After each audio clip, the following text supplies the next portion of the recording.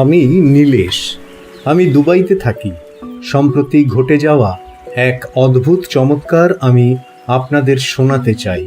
শ্রী আম্মা ভগবানের কৃপায় 30শে মে আমি একটি গাড়ি বুক করি, কিন্তু কোনো একটি সামান্য কারণের জন্য আমি গাড়ির ঋণের ছাড়পত্র পাচ্ছিলাম না। পুরো 1 মাস যাবৎ ব্যাংকের এজেন্টের পিছনে ঘুরতে থাকি আমি, কিন্তু কোনো ফল হয় না। 16ই জুন দাসাজি একটি প্রক্রিয়া করান। এই প্রক্রিয়ায় অংশ নিয়ে বাহন প্রাপ্তির জন্য শ্রী পরমজ্যোতি আম্মা ভগবানের কাছে আমি মন দিয়ে প্রার্থনা জানাই। কারণ আমার পুরনো গাড়িটায় গুরুতর কিছু প্রযুক্তিগত সমস্যা দেখা দিয়েছিল।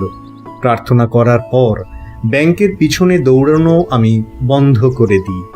কিছুদিন পর সহস্রনাম হোমের প্রস্তুতি স্বরূপ আমাদের পুরো পরিবারকে একটি মন্ত্র জপ করতে বলা হয়। মাত্র 3 দিন জপ করার পরেই ওই ব্যাংক থেকে এক নতুন এজেন্ট আমাকে ফোন করে এবং অতিরিক্ত কোনো কাগজপত্র ছাড়াই গাড়ির ঋণের ছাড়পত্র পেয়ে যাব এই আশ্বাস প্রদান করে।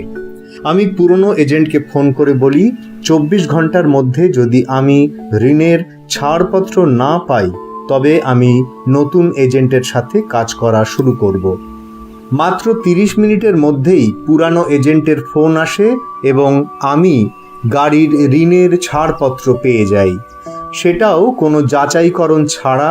রেজিস্ট্রেশনের কাজও খুব তাড়াতাড়ি হয়ে যায়, আর সেই দিনই আমি আমার নতুন গাড়ি পেয়ে যাই।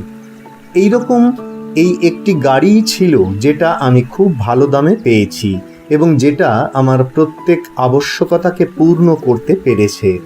পুরো হৃদয় দিয়ে আমি বাহন প্রাপ্তিদাতা শ্রী আম্মা ভগবানকে কৃতজ্ঞতা নিবেদন করি, যাঁরা প্রেমপূর্বক আমাদের ছোট ছোট স্বপ্নগুলোকেও আকার প্রদান করেন। জয় বলো ঐশ্বর্য প্রদাতা আম্মা ভগবানের জয়।